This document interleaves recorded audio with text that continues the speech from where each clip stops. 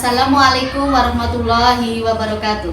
Perkenalkan, nama saya Ernawati SPDSD, calon guru penggerak angkatan 11 dari Kabupaten Banyumas. Saya di sini adalah guru dari SD Negeri Kelapa Sawit, Korwilcam Dindik Purwojati. Nah, pada kesempatan kali ini saya akan mewawancarai Bapak Kepala Sekolah dari SD Negeri Kelapa Sawit mengenai konsep pengambilan dan pengujian keputusan tentang dilema etika, yaitu dengan Bapak Sodikun Wahab SPDSD. Selamat pagi Bapak Sodikun. Selamat pagi Bu Ernawati SPDSD. Mohon maaf Bapak, saya mengganggu waktunya dan aktivitas Bapak. Saya berharap di wawancara ini Bapak dengan senang hati dan secara terbuka untuk menjawab pertanyaan-pertanyaan yang akan saya ajukan. Oke, baik. Pertanyaan pertama Bapak, selama ini bagaimana Bapak dapat mengidentifikasi kasus-kasus yang merupakan dilema etika atau bujukan moral? Oke, terima kasih Bu Ernawati. Di dalam bekerja sebagai kepala sekolah pendidikan tentunya ada permasalahan. Nah, apabila ada permasalahan itu kita identifikasi dulu apakah itu masalah itu benar atau tidak, sumbernya dari mana, siapa saja yang terlibat dalam permasalahan itu, nanti kita baru mencari solusi untuk memutuskannya. Oh iya. Berarti mengidentifikasikan dulu kasusnya gitu Pak. Oke. Lalu mencari tahu fakta-faktanya. Lalu mengidentifikasi isu-isu dari fakta tersebut. Selanjutnya Bapak, nah selama ini bagaimana Bapak menjalankan pengambilan keputusan di sekolah Bapak, terutama untuk kasus-kasus di mana ada dua kepentingan yang sama-sama benar atau sama-sama mengandung nilai kebajikan Bapak? Oke, terima kasih. Itu pertanyaan yang mudah tapi biasanya jawabannya agak sulit juga.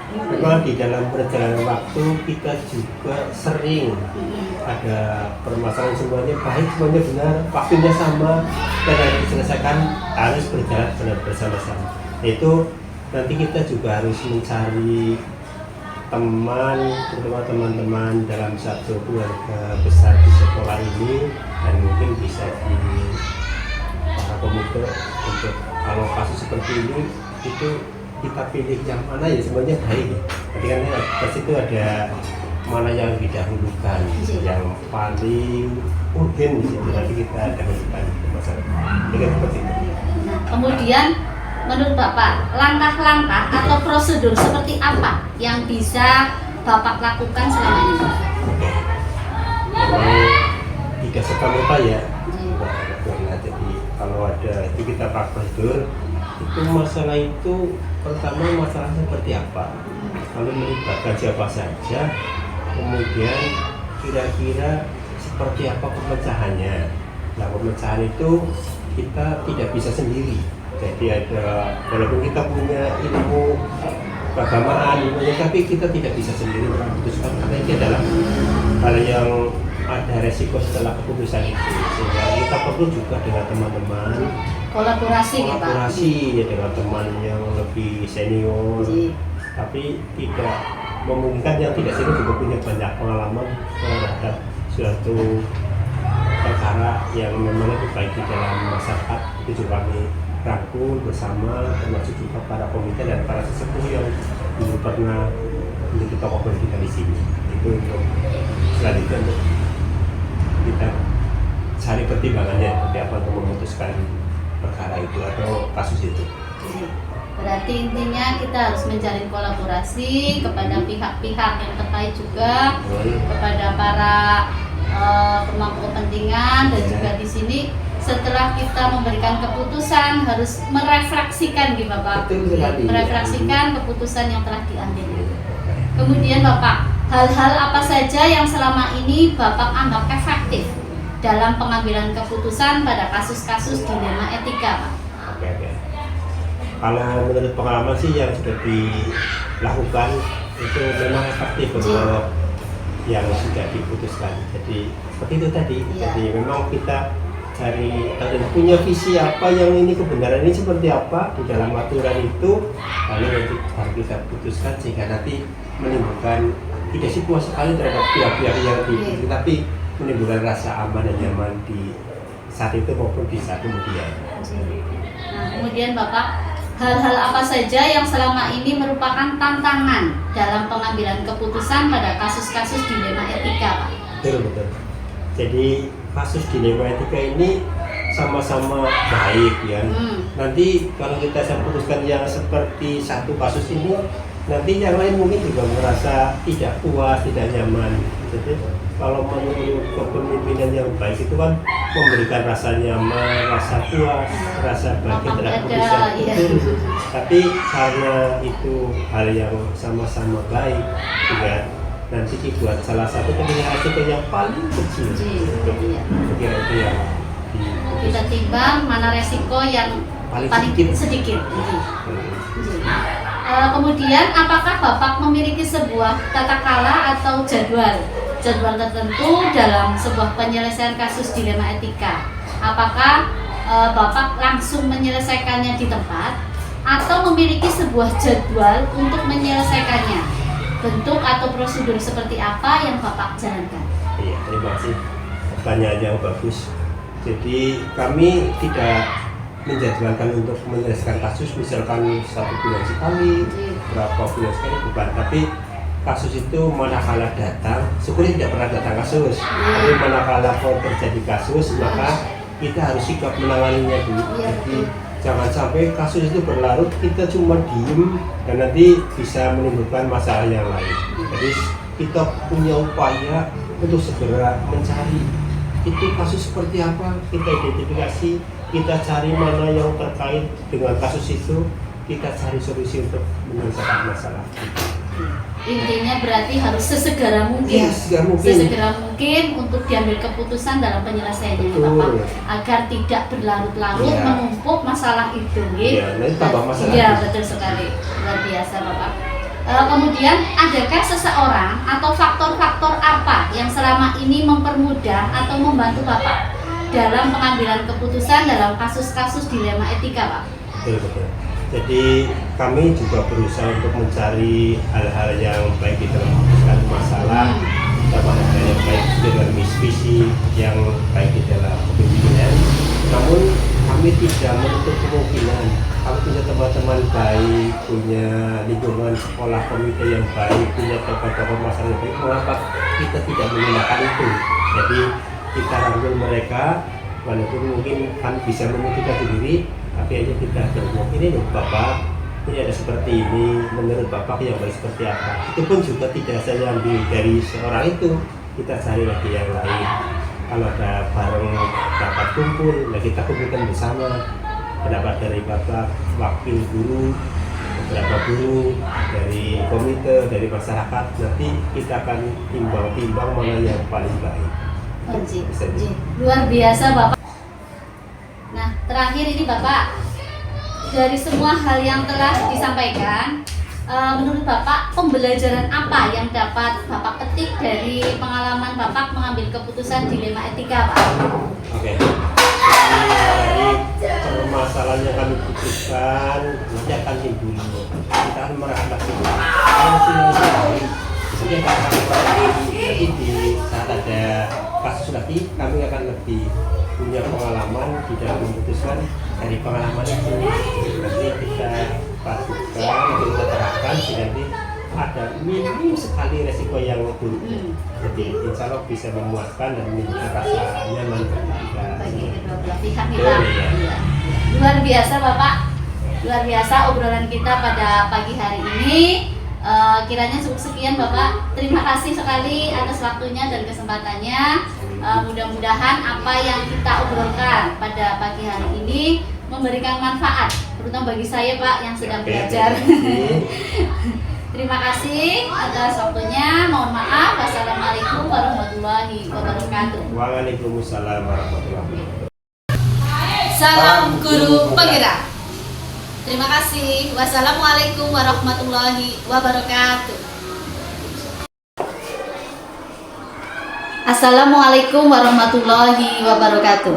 Nama saya Ernawati SPDSD, calon guru penggerak angkatan 11 dari Kabupaten Banyumas. Kali ini saya akan mengadakan wawancara dengan tema konsep pengambilan dan pengujian keputusan mengenai dilema etika bersama Ibu Siti Ngumroh dari SD Negeri 1 Kaliwangi. Bu Siti Ngumroh, selamat pagi. Selamat pagi Bu Erna. Iya. Mohon maaf mengganggu waktunya sebentar dan aktivitas Ibu. Tidak apa-apa.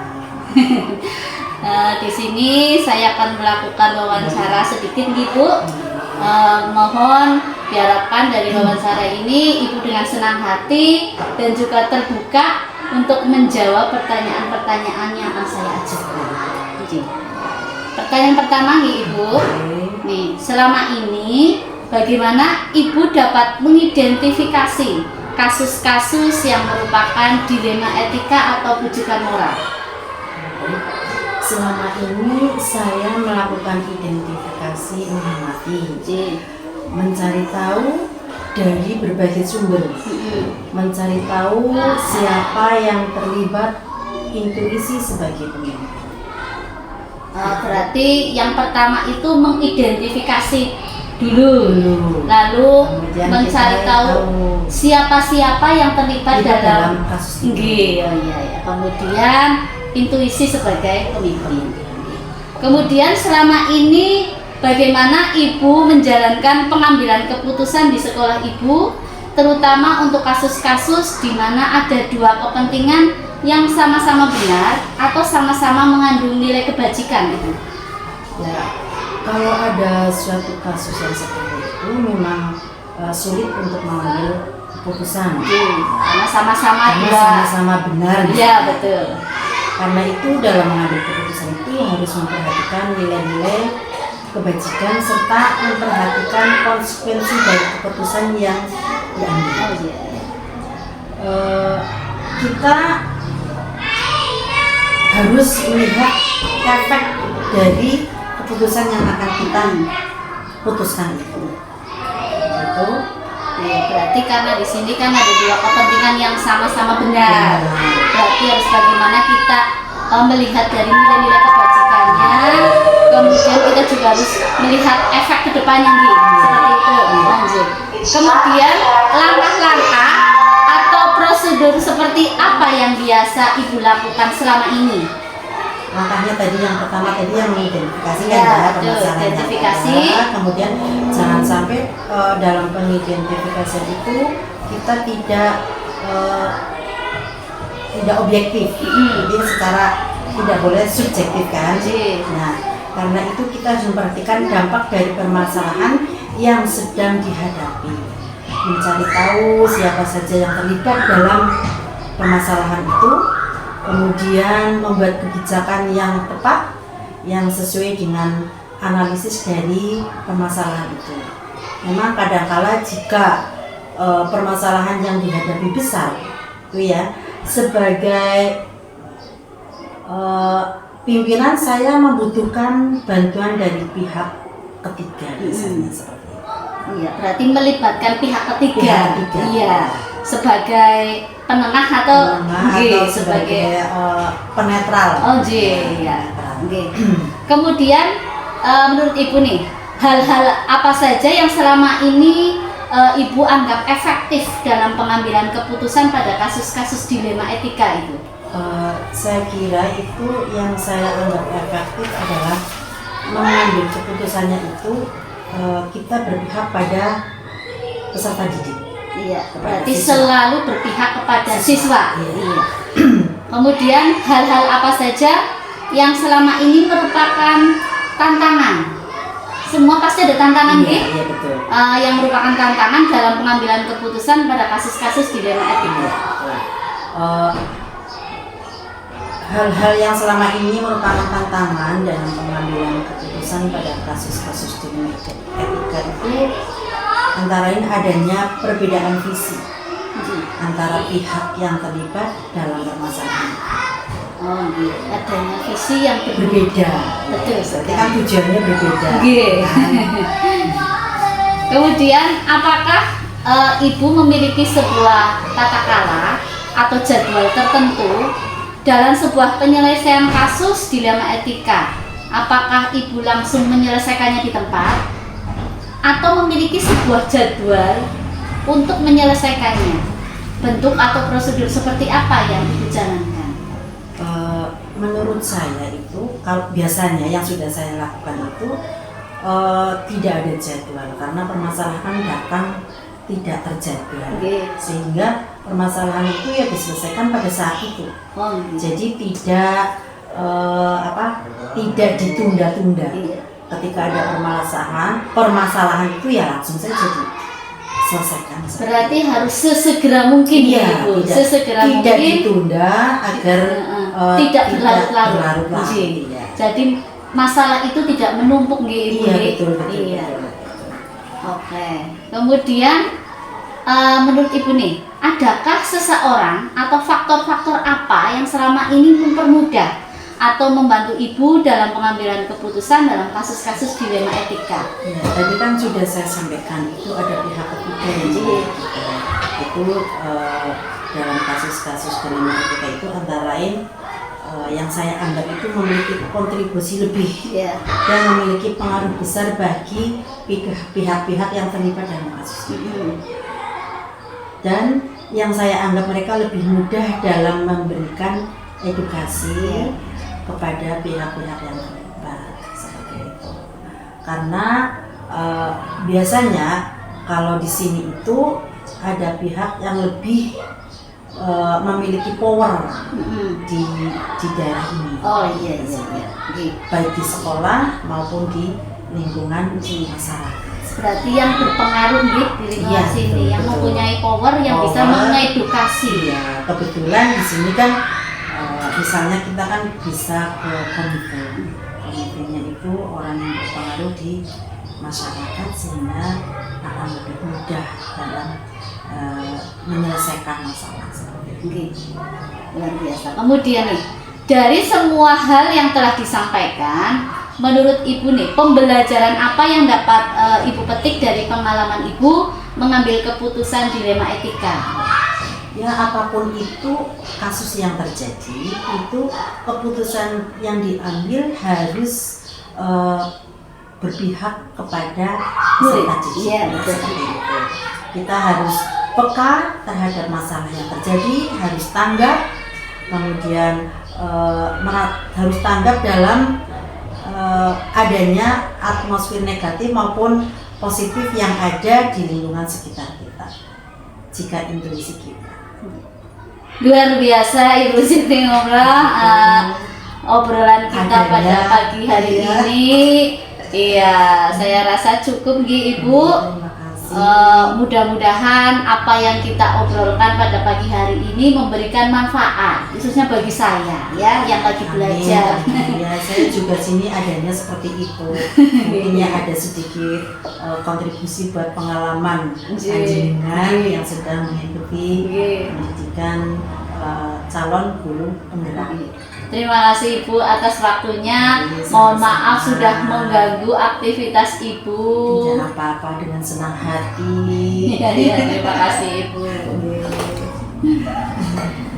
Demikian obrolan saya dengan Ibu Siti Mubroh, Kepala SD Negeri 1 Kaliwangi, Konwil Didik Purwojati. Terima kasih atas perhatiannya. Wassalamualaikum warahmatullahi wabarakatuh.